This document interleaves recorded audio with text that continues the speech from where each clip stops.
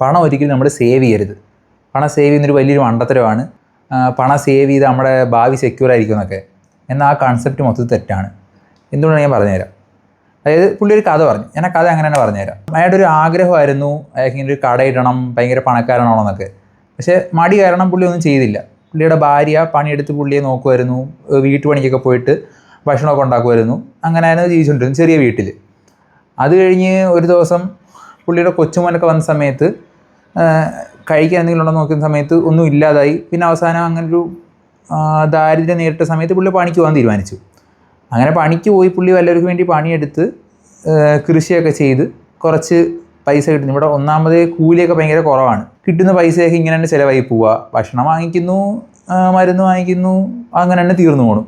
അപ്പോഴാണ് അയാളുടെ ഒരു കടയിലൊക്കെ അവിടെ നിന്ന സമയത്ത് ആൾക്കാർ സംസാരിക്കുന്നത് കേട്ടത്, നമ്മൾ പൈസ സേവ് ചെയ്യണം, സേവ് ചെയ്ത് കഴിഞ്ഞാൽ ഭാവി സെക്യൂർ ആയിരിക്കും, എന്നാലേ നമുക്ക് ജീവിക്കാൻ പറ്റൂ, ഭാവിയിലേക്ക് പണിയെടുക്കുക ജീവിക്കണമെങ്കിൽ സേവ് ചെയ്യണമെന്ന് പറയുന്നത് കേട്ടു. അങ്ങനെ പുള്ളി സേവ് ചെയ്യാൻ തുടങ്ങി.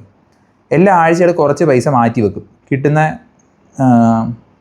കൂലിയുടെ കുറച്ച് വകകൾ കൊണ്ടുവന്നൊരു ഭരണിക്കകത്തിട്ട് ഒരു സ്ഥലത്ത് ഒളിപ്പിച്ച് വെക്കുമായിരുന്നു. ഓക്കെ, അങ്ങനെ സൂക്ഷിച്ച് വെച്ച് ഏകദേശം 2-3 ജാറ് പൈസ നിറച്ചെടുത്തു. പുള്ളി കിട്ടുന്ന പൈസയൊക്കെ ഇട്ടിട്ട് നിറച്ചെടുത്തു. കുറേ അരി വാങ്ങിക്കാമെന്നും പറഞ്ഞ് പുള്ളി ആ പൈസ എടുത്തുകൊണ്ട് പോയി. അത് കുറച്ച് നാളത്തേക്ക് സൂക്ഷിച്ചിട്ടാണ് അത്ര ആയത് കേട്ടോ. അങ്ങനെ കൊണ്ടുപോയപ്പോൾ അയാൾ 3 ചാക്ക് അരിയും കണ്ടാണ് ചോദിച്ചത്.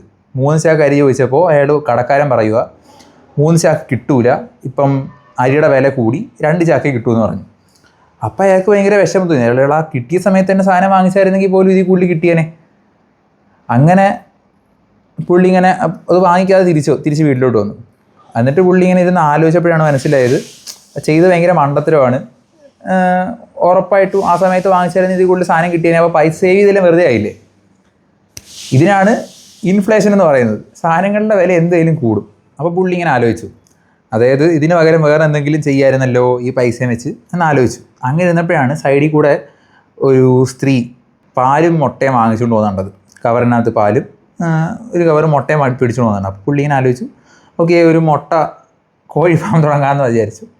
അങ്ങനെ കുറച്ച് കോഴികളെ വാങ്ങിച്ചു. എന്തൊരു ശേഖരിച്ച് വെച്ച പണം ഉണ്ടല്ലോ, ആ പണം വെച്ച് കുറച്ച് കോഴിയെ വാങ്ങിച്ചു. 2-3 കോഴിയെ വാങ്ങിച്ച് കോഴി ഫാം തുടങ്ങി.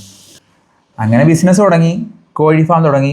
എന്നിട്ട് അവർ നല്ലോണം വന്ന സമയത്ത് ഇതിൽ നിന്ന് കിട്ടുന്ന ലാഭം വെച്ചിട്ട് പിന്നെ ഓക്കെ അവർ മുട്ട കഴിക്കും, മുട്ട വിൽക്കുകയും ചെയ്യും. ആ മുട്ട വിൽക്കുന്നതിൻ്റെ പൈസ വെച്ചിട്ട് എക്സ്ട്രാ വന്ന ലാഭം വെച്ചിട്ട് അവർ പിന്നെ കോഴിയെ വാങ്ങിച്ചു. അങ്ങനെ വാങ്ങിച്ച് അത്യാവശ്യം വലിയൊരു കോഴി ഫാം പുള്ളി ഉണ്ടാക്കി. പൈസ നമ്മൾ വെറുതെ വെച്ചിട്ട് കാര്യമില്ല, വളർത്തണം. പൈസയുടെ വാല്യൂ ഇടിഞ്ഞുകൊണ്ടിരിക്കും. അപ്പോൾ പർച്ചേസിംഗ് പവർ കുറഞ്ഞുകൊണ്ടിരിക്കും. അതിനെ ബീറ്റ് ചെയ്യണമെങ്കിൽ നമ്മൾ ഇൻവെസ്റ്റ് ചെയ്യണം.